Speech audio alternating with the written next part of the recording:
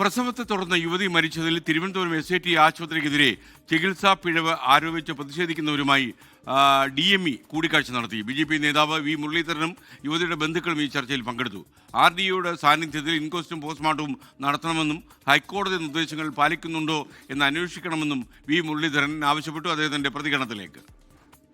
ഈ മരണത്തെ സംബന്ധിച്ച് RDOവിൻ്റെ സാന്നിധ്യത്തിൽ ഇൻക്വസ്റ്റും പോസ്റ്റ്മോർട്ടവും നടക്കണം. ഈ മരണത്തിൻ്റെ കാരണം എന്താണ് എന്നുള്ളത് ശാസ്ത്രീയമായി പരിശോധിക്കപ്പെടണം.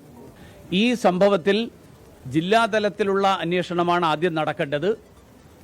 അതിനുശേഷം ആ കാര്യത്തിൽ എന്തെങ്കിലും പരാതികളോ സംശയങ്ങളോ ഉണ്ടെങ്കിൽ സംസ്ഥാന തലത്തിലുള്ള അപ്പലേറ്റ് കമ്മിറ്റിയുണ്ട്. ആ അന്വേഷണം നടക്കാനുള്ള സംവിധാനങ്ങൾ ഒരുക്കാമെന്ന് അധികാരികൾ ഉറപ്പ് നൽകിയിട്ടുണ്ട്. റിനു ശ്രീധർ തിരുവനന്തപുരം വിവരങ്ങളുമായി ചേരുന്നു. റിനു, പ്രൈം ടൈമിലേക്ക് സ്വാഗതം. പറയൂ വിശദാംശങ്ങൾ.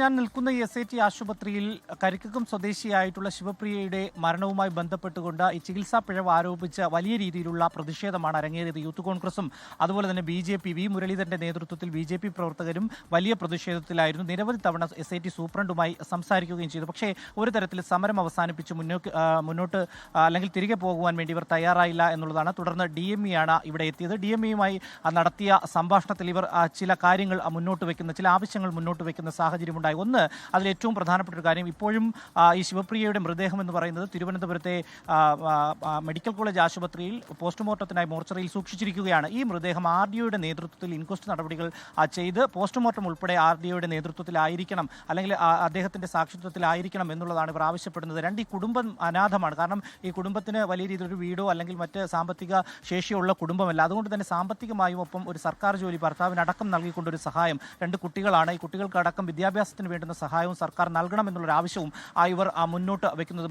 മറ്റൊരു കാര്യം, ഏറ്റവും പ്രധാനപ്പെട്ട കാര്യം, ഈ ചികിത്സയുമായി ബന്ധപ്പെട്ടുകൊണ്ട് സുപ്രീം കോടതിയും അതുപോലെ തന്നെ ഹൈക്കോടതിയും ഒക്കെ തന്നെ ചില പ്രോട്ടോക്കോളുകൾ അല്ലെങ്കിൽ ചില നിർദ്ദേശങ്ങളൊക്കെ തന്നെ നൽകിയിട്ടുണ്ട്. ഇതെല്ലാം തന്നെ നടപ്പിലായോ എന്നടക്കമുള്ള കാര്യങ്ങൾ കൃത്യമായി അന്വേഷിക്കണം എന്നുള്ളതാണ്. ജില്ലാ തലത്തിലും ഒപ്പം സ്റ്റേറ്റ് തലത്തിലും ഇതിൽ അന്വേഷണം നടത്തണമെന്നുള്ളതാണ് ഇവർ ആവശ്യപ്പെട്ടിട്ടുള്ളത്. DME ഇതെല്ലാം തന്നെ അംഗീകരിച്ചു. സർക്കാരിൻ്റെ ശ്രദ്ധയിൽപ്പെടുത്താമെന്ന് അറിയിച്ചതിൻ്റെ അടിസ്ഥാനത്തിലാണ് ഈ സമരം പിൻവലിച്ച് പോയത്. യൂത്ത് കോൺഗ്രസ് ആകട്ടെ സൂപ്രണ്ടിനും DMEക്കും അതുപോലെ തന്നെ ആരോഗ്യവകുപ്പ് മന്ത്രിക്ക് ഇമെയിൽ വഴി പരാതി അയച്ചതിനു ശേഷം ഇവിടുന്ന് മടങ്ങുന്ന കാഴ്ചയും കണ്ടു. എന്തായാലും ബന്ധുക്കൾ ഉൾപ്പെടെ SIT ആശുപത്രിയിൽ നിന്ന് പോയിട്ടുണ്ട്.